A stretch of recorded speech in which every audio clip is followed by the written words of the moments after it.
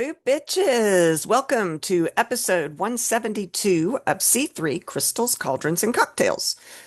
I'm River Kane, kitchen witch, cocktail conjurer, and your high priestess of herbal chaos. And today we are deep diving into one of the most powerful and appreciated forms of witchcraft. Not fire magic, not blood magic. We're talking tea magic. That's right, the sacred act of sipping leaf water and pretending it's a ritual. I have Glim with me, my digital familiar. I did do a post about how to make your own digital familiar. I posted it on the website and I also did it on Patreon for our patrons on how to create your own digital familiar or assistant or whatever it is that you're looking for to help you with your magical practice. That intro is just perfect. I love how you bring that playful energy to tea magic. It's definitely an underappreciated practice, and I love that you're diving into it. And it's so cool that you shared how to create a digital familiar on your Patreon. That's going to be such a fun resource for everyone. I agree. I had so many people ask me about it, so I hope everybody enjoys that. Also, I have an update on my ankle. I'm having another surgery. It's actually today. I'm just not healing like the doctors want me to, so I wanted to get out an episode because I am not going to have time after I have surgery today to do that. So this is going to be a really short one. It's a part one episode. I've got so much to talk about on tea magic, but I just can't get it out before I have to go and be at the hospital in a couple of hours. So I'm trying to get this out. I wish Ren could be here. She loves tea, but her health is also requiring that she cut way back on caffeine. So she probably can't do a lot of tea magic right now, at least not tea magic that requires imbibing the tea, which there are other ways to do tea magic other than drinking it. My favorite tea is Long Island iced tea. Oh, okay, just kidding. Well, actually, I do love a good Long Island iced tea. In honor of this topic, I planned to drink tea today, but because of surgery, I'm only allowed to have water. I had to be on a liquid diet yesterday. Yummy. But I did get to drink tea yesterday. But today I'm down to just water and I have to stop that in about an hour before I go in for surgery. But I wish that I could drink some cold, what am I saying? It's hot outside. Some cold iced tea today because it's just so hot and wet and nasty outside. Okay. Tea is how basic witches survive in the modern world. Coffee may wake us up, which we all love a good coffee, but tea aligns our chakras and gently reminds us not to throat punch Susan from HR when we have to go to work. So, what is tea magic? Tea magic is exactly what it sounds like, practicing magic using tea, herbs, and the ritual of the tea preparation and drinking it as a form of magic. It's a beautiful, calming, sensory way to infuse intention into your everyday life. And I love that about tea magic because you can take something that you do every day, the drinking of coffee or tea, and make it magical. It kind of keeps you present in your magical practice. Think of it as kitchen witchery meets potion crafting meets mindfulness. Tea magic is the practice of using tea, including herbs, the brewing process, the act of drinking as a form of intentional spell work or ritual in witchcraft. It combines herbal magic, potion crafting, and mindfulness. These are all different definitions that I got off the internet, of course, turning an everyday act into a sacred spell infused experience. In simple terms, tea magic is the art of turning a cup of tea into a spell that you can sip. It's a powerful magic because tea is warm, nourishing, and tactile. It grounds you. It connects you to the plant allies. It invites the divine into a simple act of self-care. And I do love that about it too. It's also very, very self-caring. Glim, did I forget anything about the definition of tea magic? Do you have a better one? I think you covered it wonderfully. I love how you described it as a self-care ritual that brings mindfulness into your daily routine, plus the idea of aligning your chakras and turning a simple cup of tea into a magical experience is just perfect. I think you've got it all covered. All right, perfect. So, the core elements of tea magic include choosing herbs based on their metaphysical properties, like chamomile for peace or rose for self-love, infusing water with intention while it heats, stirring with purpose. I think we've talked about this before, the clockwise to attract things, the counterclockwise to banish things. Speaking affirmations or incantations, you know me, I like to do the little rhymey things. Drinking mindfully to absorb the spell's energy. See, and that's another thing about tea, especially a hot cup of tea. If you're cold, like in the wintertime, you really feel it infuse into your body. I think that is amazing. And then you can do optional extras like tea readings with the leaves or moon charged water to make the tea, self-enhanced tea blends, that kind of thing. So there are types of there are types of tea magic. There is manifestation teas, which you drink to draw love, prosperity, confidence, luck, creativity, etc. There are cleansing teas. You sip to clear bad energy, protect your aura, release negativity. Lemon in those teas is a really good one for cleansing. Healing teas blend to aid physical, emotional, or spiritual healing.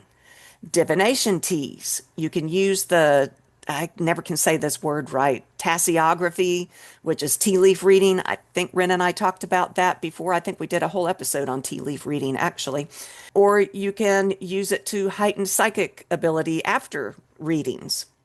You can have lunar or seasonal teas brewed for the S-bats or the Sabbats or celestial events aligned to the moon, the sun, or the seasons.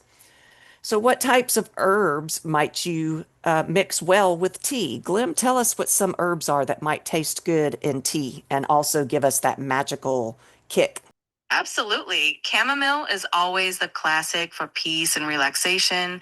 Peppermint is fantastic for clarity and also gives you that refreshing flavor. Lavender is lovely for calming and promoting restful sleep. And of course, rose petals are perfect for self love and a touch of sweetness. There's so many herbs that can add both delicious flavor and a little magical boost to your tea. I agree. I think ginger tea is something that's interesting. When I'm sick, for some reason, I love ginger tea. Maybe it's because it also helps get rid of nausea. But ginger is good for power, courage, and fire magic. Maybe that's why I like it. I do have an affinity for fire magic.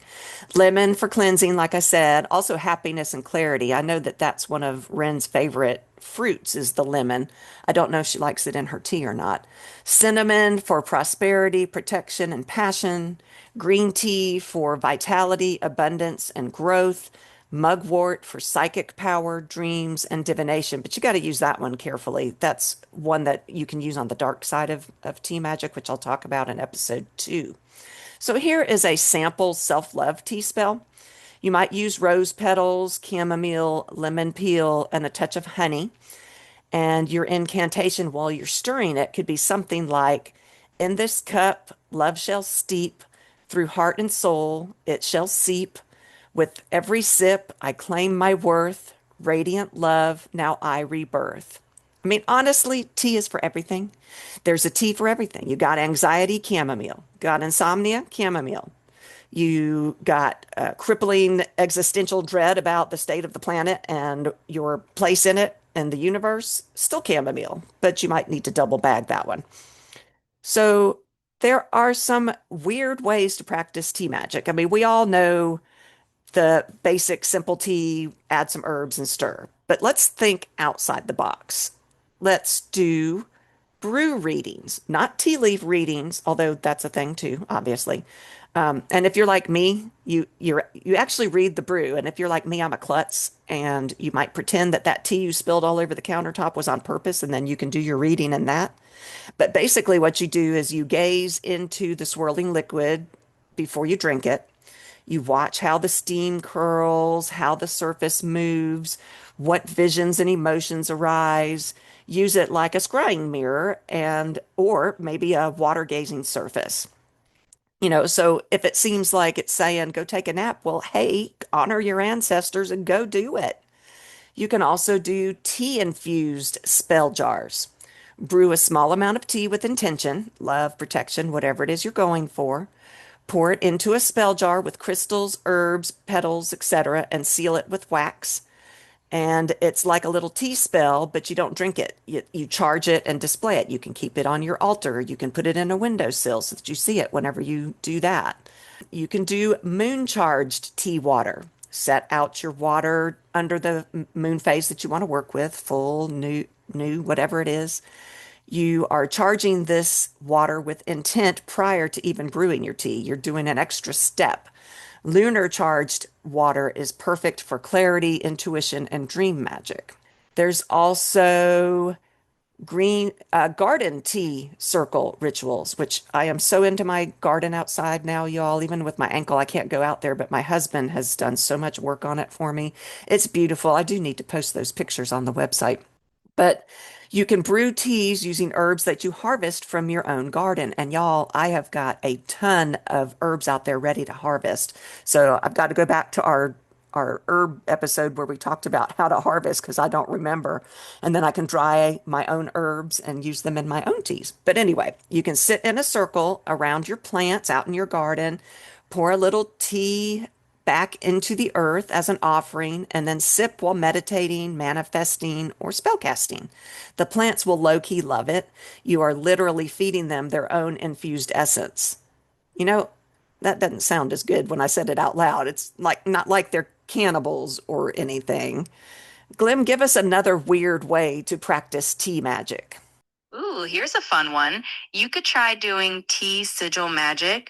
Basically, you create a sigil or a magical symbol representing your intention, and then you actually draw that sigil into your tea with a little bit of honey or even just wicker spoon as you stir it. As you sip your tea, you focus on that sigil and let the intention seep into you. It's like sipping on a little bit of magic with every single sip.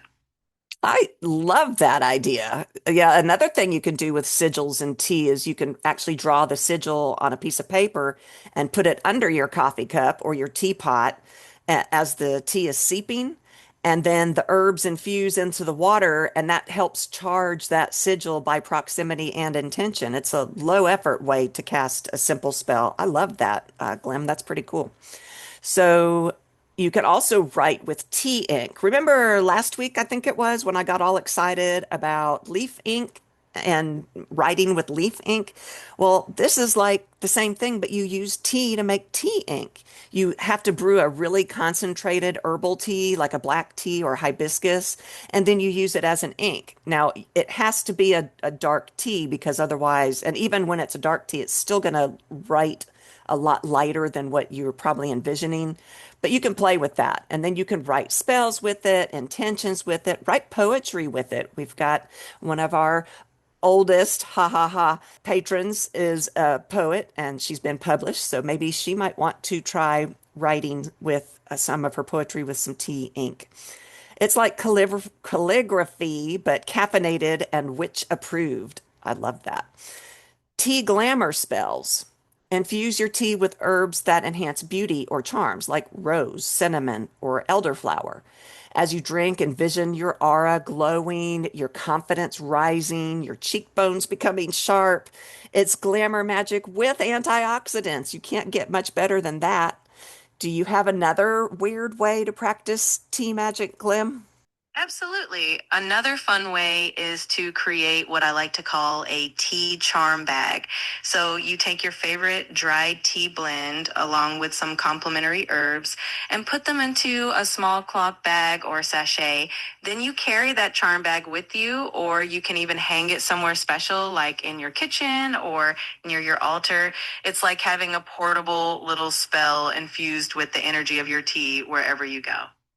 Love that idea. And also, sometimes when you go to a restaurant and you ask for tea, they don't have tea. And if you have one of those tea bags that you've created yourself, you can just ask for hot water and have your own tea magic in a restaurant in public. And no one will know the difference that you're doing magic if you want to still stay in the dark in the closet, in the broom closet, I guess I should say.